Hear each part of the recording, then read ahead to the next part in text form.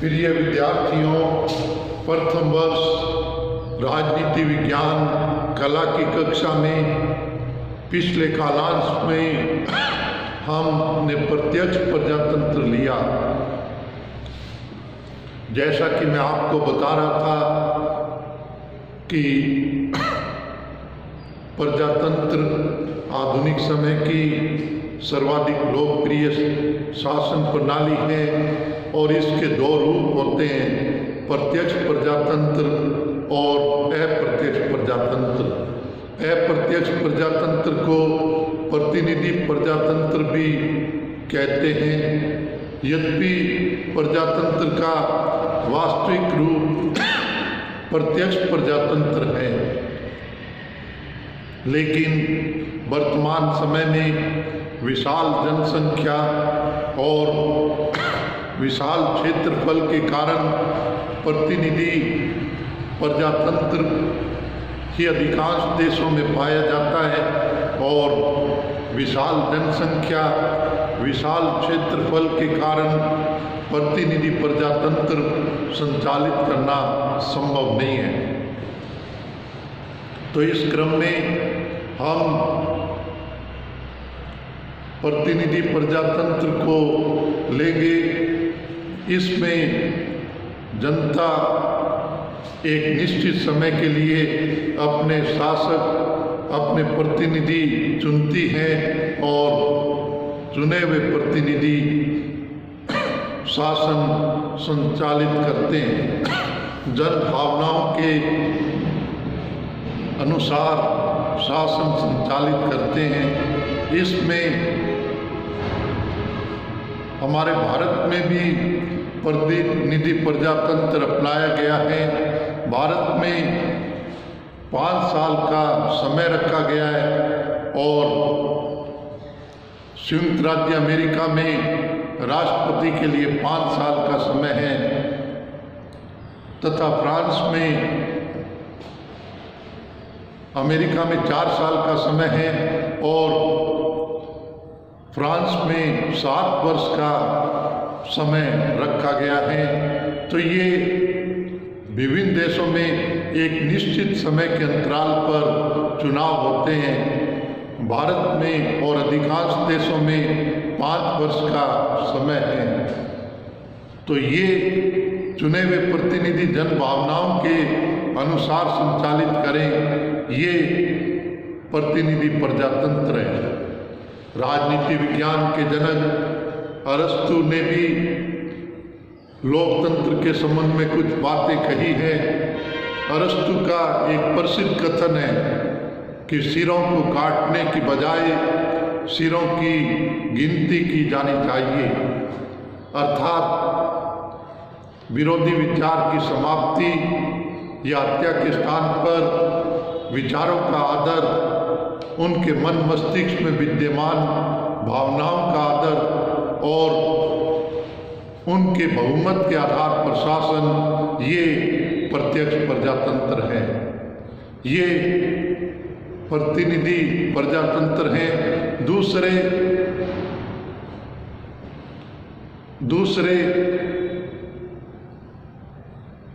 दूसरा उनका कथन है कि लोकतंत्र की सफलता के लिए जनता को बताया जाना चाहिए, जनता को शिक्षित किया जाना चाहिए कि चुनाव कभी दूर नहीं होते।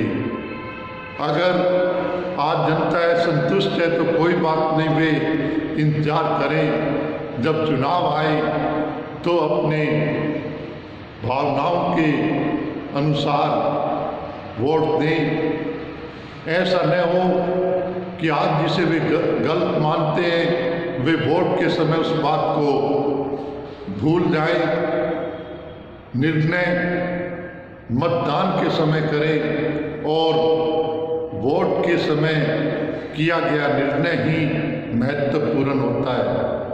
अरस्तु ने 2300 वर्ष पहले जो बातें कही वो हमारे प्रजातंत्र के संबंध में आज भी महत्वपूर्ण है और प्रतिनिधि प्रजातंत्र के लिए और भी महत्वपूर्ण है। तो आधुनिक प्रजातंत्र की सफलता के लिए कुछ चीजें आवश्यक हैं। इसमें प्रथम संवैधानिक शासन, लिखित संविधान हो। आधुनिक समय में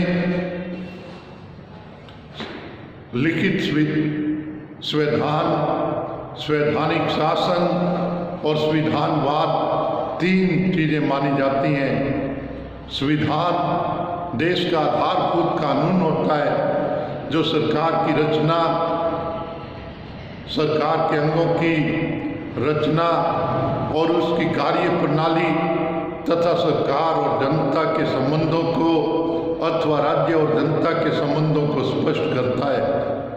दूसरे संवैधानिक सरकार है। इसका तात्पर्य संविधान में वर्णित तरीके के अनुसार चुनी गई सरकार। और तीसरा है संविधानवाद। संविधान का सही अर्थों में, संविधान का वास्तविक अर्थों में पालन करना संविधानवाद है। तो ये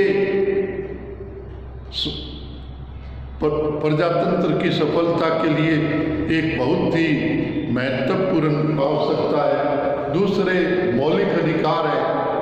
लोकतंत्र के लिए मौलिक अधिकार, इसमें विचार प्रकट करने की आज़ादी, विचारों के आदान प्रदान की स्वतंत्रता और दूसरे स्वतंत्रता और समानता का अधिकार, दो महत्वपूर्ण आवश्यकताएं हैं। लोकतंत्र में समानता, प्रत्येक व्यक्ति को एक समान, एक वोट, सार्वभौमिक व्यस्त मताधिकार और राजनीतिक पद प्राप्त करने का अधिकार, चुनाव लड़ने की अधिकार, संगठन बनाने का अधिकार, ये लोकतंत्र के लिए एक आवश्यक शर्त है। इसके पश्चात स्वतंत्र और निष्पक्ष न्यायपालिका। लोकतंत्र की सफलता के लिए, लोकतंत्र की उपस्थिति के लिए स्वतंत्र और निष्पक्ष न्यायपालिका का भी होना आवश्यक है।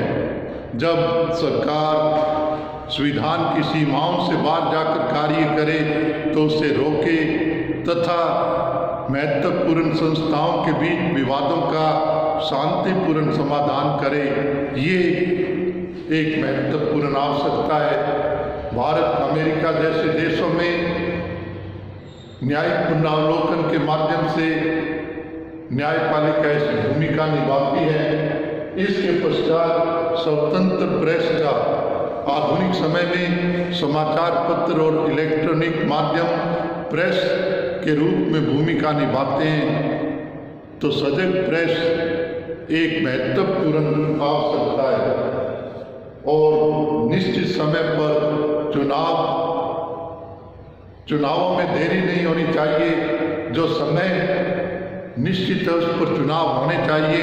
अगर चुनावों में देरी होती है, चुनाव लेट होते हैं, चुनावों के प्रति आनाकानी की जाती है, तो ये लोकतंत्र की स्थिति नहीं होगी। तो मैंने प्रिय विद्यार्थियों आपके सम्मुख लोकतंत्र के प्रतिनिधि प्रजातंत्र और उसकी आवश्यकताओं को स्पष्ट करने का प्रयास किया।